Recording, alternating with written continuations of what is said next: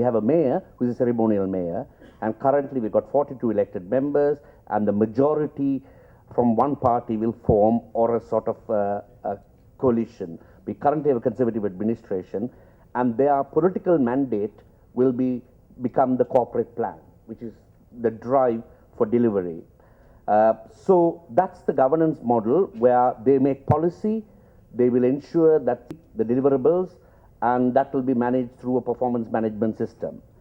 I am the chief executive and the head of paid services because I manage the 1,100 staff we have, and I'm responsible for the hiring and firing of those staff, and they are responsible for hiring and firing me.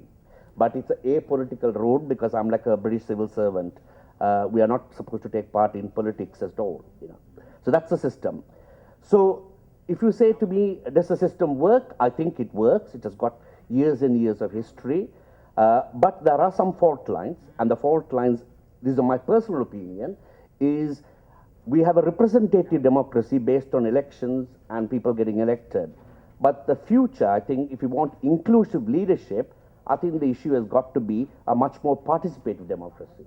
You know, how do you engage with your citizens genuinely? All the stakeholders, the business community, they have a stake, your citizens, and the political system.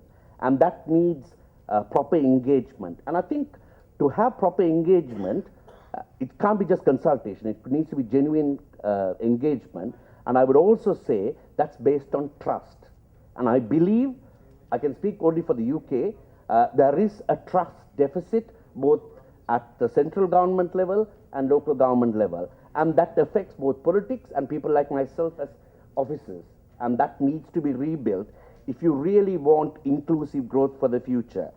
And if you really want inclusive growth, which defines the growth which will take everybody up, and it needs to work for everybody, then you need a leadership which is inclusive, you've heard points there, and which is capable of creating a narrative and taking people on a journey.